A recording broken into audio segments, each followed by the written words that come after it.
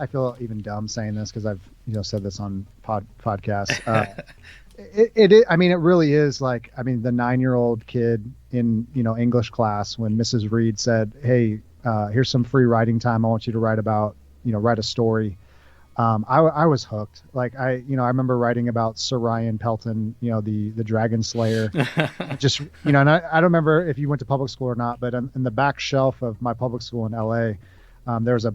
This is when they gave kids paper. I don't know if you remember this, but if you needed paper, they had it for you, or pencils or whatever. So you'd go to the back little bookcase and you'd get these reams of paper. And I just remember just cranking through these reams of paper, just telling these stories. I remember my friend Jeremiah Brown, which you can't make up, we'd write different stories and we'd share them with each other. And this was also the days of typewriters and go home and put tons of reams of paper and just make up stuff.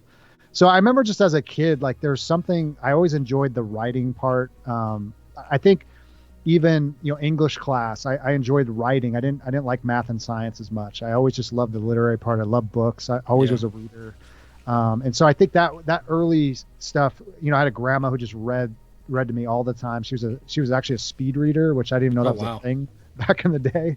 And I remember I'd watch her read, and she would just kind of put her finger on the page. And I mean, this is, I guess, how you speed read, and you just kind of follow your finger. And I was like, I thought she was like kidding. And I remember like sitting with her, I was like, "Grandma, why aren't you actually reading the page?" And she's like, and I would like ask her questions and she would go, "Oh yeah, this is the main character." And I was like, "You're actually reading this? Like, this is amazing."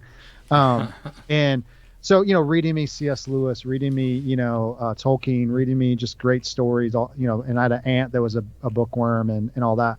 And so I think, kind of reading always kind of goes with writing. And then, I think I just wrote about this recently.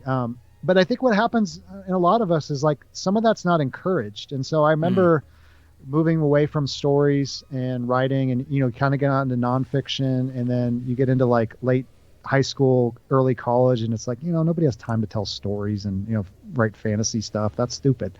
You got to get a job and you got to do all that. So I remember that kind of left probably until about, my mid 20s where I, did the whole blogging thing and kind of got back into it. And I think that was like a gift to just kind of express yourself. And I mean, I wrote crazy stuff on blogs, angsty church, why everyone has it wrong and I have it right and all that.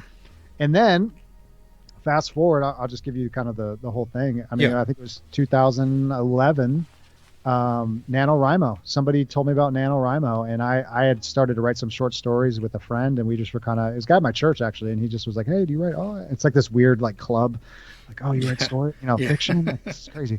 You're weird. And then we just started sharing some stories, and then someone told me about NaNoWriMo, and I tried my first novel on NaNoWriMo, and I failed miserably.